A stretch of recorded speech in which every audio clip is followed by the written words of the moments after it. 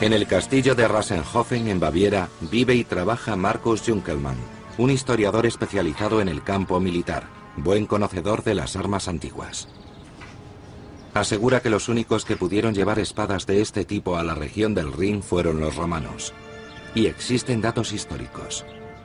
Algunos oficiales romanos portaban un arma similar a la de Sigfrido en los inicios del imperio, a principios del siglo I. Se ha podido constatar mediante el análisis del acero que las armas romanas de la época temprana del imperio eran de muy alta calidad. Combinan dureza y flexibilidad.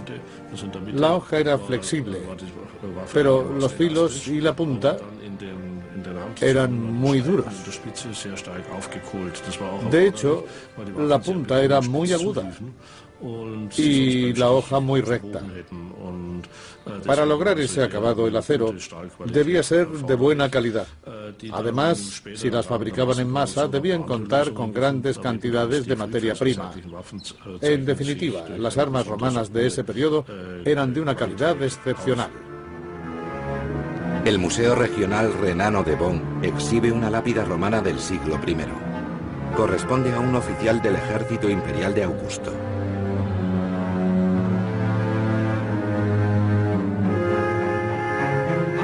El jinete esculpido porta una espada en su cinturón. ¿Cómo una espada similar acabaría haciendo célebre a un germano? Michel Schmauder es conservador en el museo.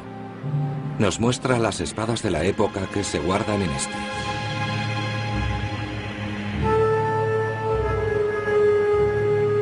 Schmauder afirma que eran muy pocos los germanos que podían portar una de estas espadas.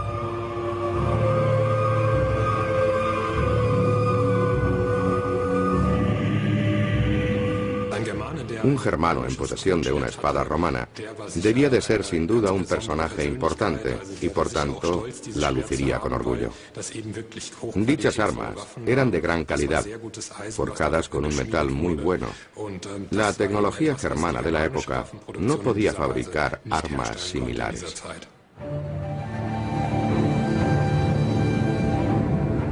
Europa, siglo I después de Cristo. En rojo vemos los dominios de la única superpotencia, el Imperio Romano. Su frontera oeste lindaba con el Rin. Fue allí donde la civilización romana se topó con los bárbaros. Los romanos denominaron a todos aquellos pueblos como los que no se sentían comprometidos con su cultura. El Rin separaba a estos pueblos del influjo de Roma. Eran más de 12 las estirpes de bárbaros que se asentaban en la orilla derecha del río.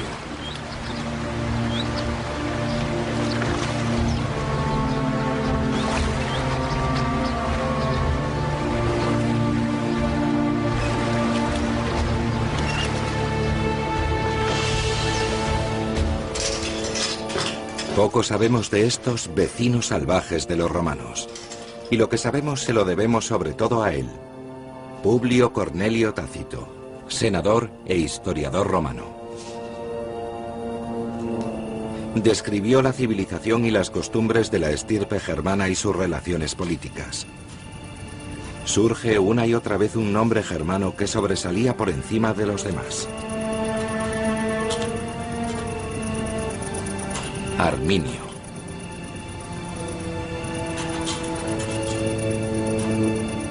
Arminio fue el príncipe de una tribu germana, los queruscos, y en un principio sirvió en el ejército romano. Arminio es un nombre romano. De hecho, Arminio sirvió en el ejército romano durante mucho tiempo. Los germanos que vivieron en Roma no querían pasar por bárbaros. Por eso, para no usar sus nombres originales, adoptaban nombres romanos. El hermano de Arminio, por ejemplo, se llamó Flavio, nombre latino que significaba rubio, y único por el que le conocemos. El sobrino de Arminio se llamaba Itálico. Como vemos, los germanos adoptaban nombres latinos y solo se conocen hoy los nombres originales de algunos de ellos. Se ignora cómo llamaban los propios germanos a Arminio cuando servía en el ejército romano.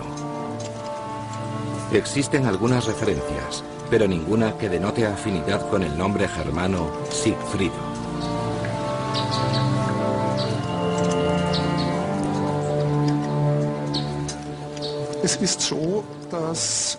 Algunos nombres de los familiares de Arminio comienzan con Sig. Esa raíz enlaza con nombres de origen más antiguo, como Segi. El padre de Arminio se llamaba Segimer, y quizá alguien de la familia de la madre se llamara Frid. Entonces, el hijo podría haberse llamado efectivamente Sigfrido. Las menciones que hiciera Tácito sobre la figura de Arminio, el príncipe de la estirpe de los queruscos, son retomadas en el siglo XVI.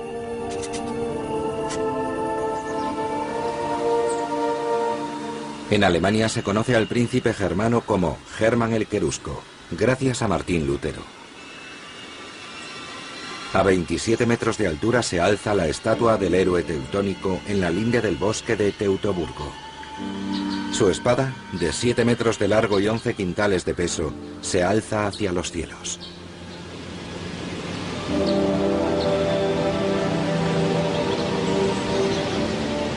No existe la certeza de que Hermann se llamase Arminio. En cambio, sí es irrefutable el hecho de que fuera querusco. Sabemos que los queruscos existieron por Tácito. Su autenticidad es considerada por algunos investigadores como un indicio que relaciona al asesino del dragón, Sigfrido, y al príncipe germano Arminio.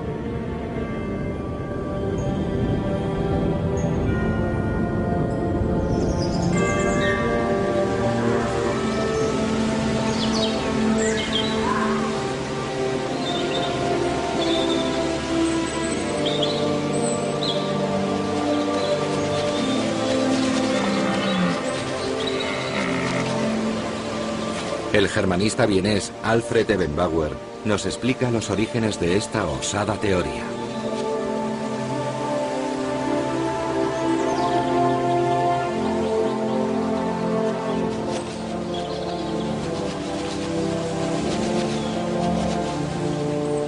Podemos dar por hecho que el nombre de los queruscos, de esta importante tribu germana, tiene que ver con los ciervos. La palabra querusco alude a la palabra ciervo en su forma antigua en alemán, Herud. Por lo tanto, los queruscos estaban relacionados con los ciervos.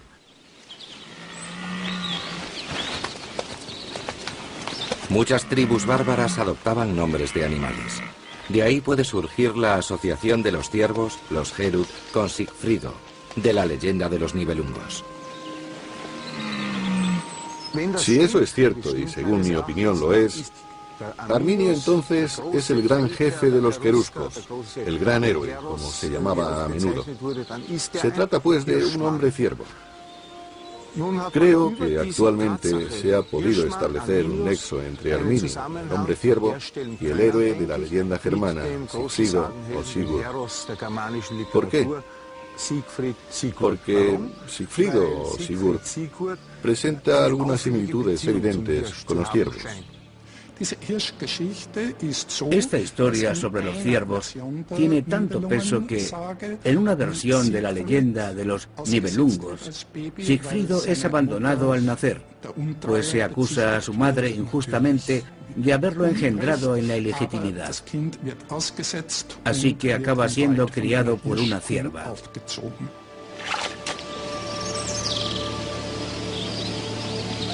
Desde luego, Arminio, el príncipe de la tribu de los queruscos, no se crió en el bosque.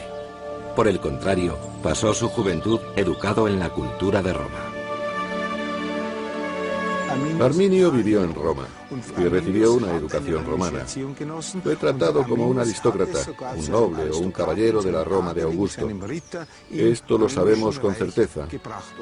Y también que sirvió como militar en el ejército romano. Era un soldado romano, o bien un caudillo germano al servicio de Roma. No poseemos muchos datos específicos, pero ese es el factor más importante para nosotros nosotros. ¿Qué implica eso? Implica que Arminio, en realidad, debía de tener una doble identidad. ¿Doble identidad? Por supuesto. Arminio es un germano vestido de romano, un bárbaro civilizado. ¿Y Sigfrido, el héroe de la leyenda? Antes de que llegara a la corte del rey Gunther, Sigfrido portaba una capa, junto con la espada y la sangre del dragón, otro elemento mágico. Valiéndose de esa capa, pudo hacerse pasar por el rey Gunther y tomar su identidad. Solo así podría vencer a Brunilda. Mediante este engaño, Gunther consiguió que la valquiria se presentase ante la corte de Borgoña como su esposa. Esta legendaria aventura, en una localización histórica auténtica, conforma el Cantar de los Nibelungos. La localización histórica del Cantar de los Nibelungos se puede identificar muy fácilmente, en primer lugar como Xanten, lugar de nacimiento de Sigfrido en el Bajo Rin, cerca de los Países Bajos. No los Países Bajos actuales, sino la zona del Bajo Rin. Allí había un rey, Sigmund, cuyo hijo era Sigfrido. La región en la que se encuentra es Xanten. En Xanten se ha buscado una y otra vez la huella del legendario Sigfrido, aunque sin éxito.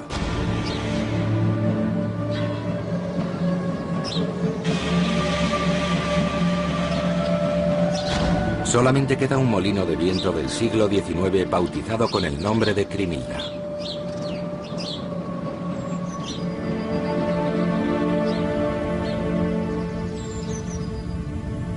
No obstante, la hermosa princesa de la leyenda de los Nibelungos nunca estuvo en la región del Bajo Rin. Para ganar su mano, Sigfrido se puso al servicio del hermano de Crimilda, el rey Gunther. Lo que hizo fue suplantar el papel de Gunther y mostrarse merecedor de la princesa.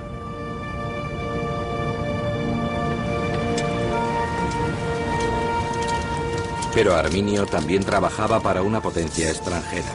Ayudaba a los romanos en la organización y la seguridad del imperio. Al final volvió a su tierra natal, en el Valle del Rin. Los romanos habían desplegado sus fuerzas y seguían avanzando hacia el oeste, invadiendo las zonas de asentamiento germano. Uno de los puntos estratégicos de la conquista se ubicaba en el Bajo Rin, en Xanten, la región donde supuestamente nació Sigfrido. Esto fue así tanto en la fase temprana como en la fase de expansión del Imperio Romano. En aquel momento se pretendía adelantar la frontera al río Elba. Así en Xanten se asentaría el campamento de la Legión, alineándose con la región y con el castillo de Lib, buscando la expansión por el margen derecho del Rin.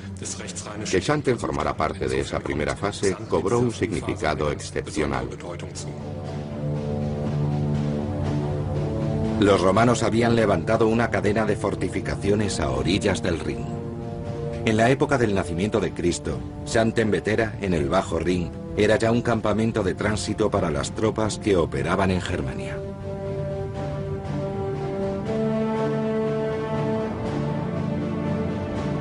En el campamento de Castra Vetera, situado en la región de Fürstenberg, se asentaban 10.000 legionarios, y no solo romanos. También había soldados auxiliares, tropas de apoyo formadas por guerreros de las tribus bárbaras aliadas de los romanos. Había incluso una tropa de queruscos. No hay constancia de que Arminio estuviese también en Xanten. Lo que sí se sabe es que el príncipe querusco luchaba en el bando de... Podían contar con grandes cantidades de materia prima. En definitiva, las armas romanas de ese periodo eran de una calidad excepcional. El Museo Regional Renano de Bonn exhibe una lápida romana del siglo I. Corresponde a un oficial muy duro. De hecho, la punta era muy aguda y la hoja muy recta. Para lograr ese acabado, el acero debía ser de buena calidad. Además, si las fabricaban en masa... En el castillo de Rasenhofen, en Baviera, vive y trabaja Markus Junkelmann, un historiador especializado en el campo militar, buen conocedor de las armas antiguas. Asegura que los únicos que pudieron llevar espadas de este tipo a la región del acero, que las armas romanas de la época temprana del Imperio eran de muy alta calidad. Combinan dureza y flexibilidad. La hoja era flexible, pero los filos y la punta eran... del Rin fueron los romanos. Y existen datos históricos. Algunos oficiales romanos portaban un arma similar a la de Sigfrido en los inicios del imperio, a principios del siglo I. Se ha podido constatar mediante el análisis